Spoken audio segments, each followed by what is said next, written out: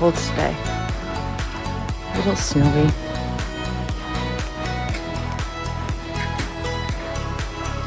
Headed to work.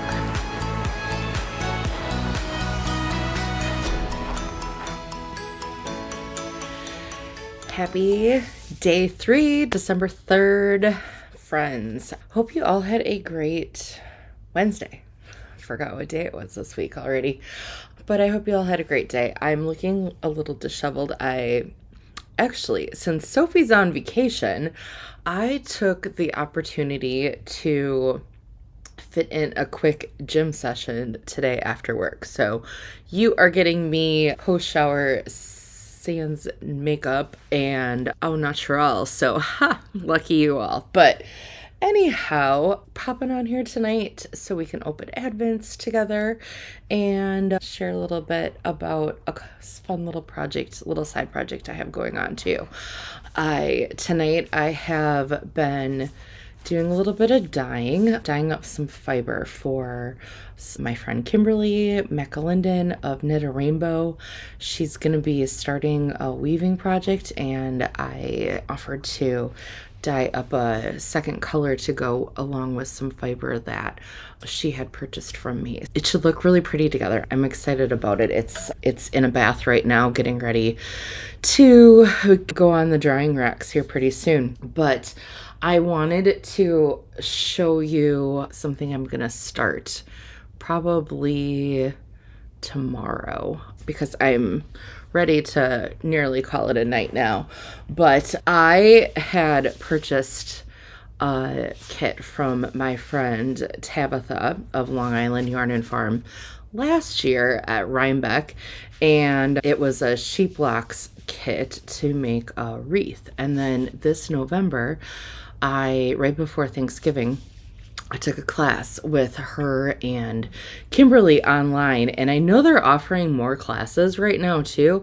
I don't know if they're all sold out yet or not. I should have pulled my hair back, but I don't know if they're all sold out yet or not, but if they are still available, it's such a fun technique. I am so excited to finally taken the class and opened up my horizon of how to play with sheep locks. So this was the sample or the wreath that I made in my class. I want to zhuzh it up a little bit more and add a little bow to it, and then I'll hang it somewhere here in my place. But once I started doing this, I was thinking, gosh, I would love to make some of these to go on my Christmas tree. And how fun would it be to have some that were pink and black or pink and gray, or the colors that would match my tree, because my tree this year is about a black tree. I've always wanted a black tree. I thought that would be so fun. And then so I upgraded to a black tree and artificial, of course, and then changed my decorations for my main room, so everything is all pinks and emerald green, so it matches all my furniture too. So everything is grays, blacks, pinks, and emerald green. So I thought it'd be fun. So I purchased some more locks from Tabitha. So I have some grays, and these are Gotland. And these will all be natural. I'll just use them as is. So they're similar to what I used for the class. And then I also purchased just some basic white that I'll soak tomorrow, and then I'll break these out into some different quantities that I need.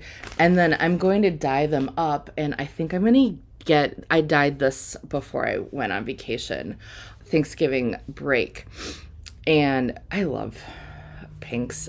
I don't really wear pinks, but I love pinks. There's a lot in my house that is pink, but purple is my favorite color, so it's funny. But I love, like, this shade of pink is perfect, and then a bright orchid pink. So this is actually the color of without the sparkles in here, the merino or the stellina. This is actually the color of the fiber that Kimberly purchased from me, and I'm going to use some of these colors to dye that to dye the pink and then mix this in with the gray. So I think that'd be really fun. And then that will become some new wreaths. So yeah, so we'll see how that comes together. I want to show you all, I did do these a while ago. I don't even remember when, but now that I know how to use them, I'm gonna figure out a project for them. And I think I have an idea from my friend Kimberly, one of her patterns. I used purples, and so you have all kinds of fun shades of purple in here. It's my wisteria color of dye. And because of the sheep locks, and as you can see, like all the different, you get a little bit of yellow in there, a little tan, brown, cream, slate grays, and all that. You do get a lot of different color variation on here. So I don't know, fun, something a little different. So I have a plan for these, and then I'm gonna make some more wreaths here since we're in the midst of holiday season. So anyways, I wanted to show that with you in case you wanted to check out Tabitha's sheep locks and Kimberly's projects, patterns that she has. And of course, check out Tabitha's website, Long Island Yarn and Farm, if you're interested taking the class. It is so much fun. You learn so much about the different types of sheep, the breeds, the locks, and so many different details. It's so interesting. Tabitha is so very knowledgeable. She's this amazing shepherdess, and she just has so much to share with everybody and beautiful products. So take a peek if you're interested. It would be a lot of fun. Our Advent shawl, I have section 1 done finally, and section 2 started. So this is where we're at so far. Section 1 is just the basic garter. And then section 2, I've started over 3 times, so I'm not very far, but I have it all worked out now. But I did decide, rather than doing a slip stitch pattern, it is going to be a alternating eyelet pattern. You can see here, hopefully you can see a little bit. It's the lighting. Sorry, it's nighttime. The lighting's a little funky, but I'll get some daytime pictures here soon. But beautiful, like a peachy rose gold, and then this is definitely rose gold. House of a la Mode minis. For section 1, I added a note in the pattern in yesterday's description and Monday's description that you will use your entire 20-gram mini. But here is yesterday's color. So why don't we go ahead and day 3, and I will open up today's color. So we have day 3 right here. Let me get this open up.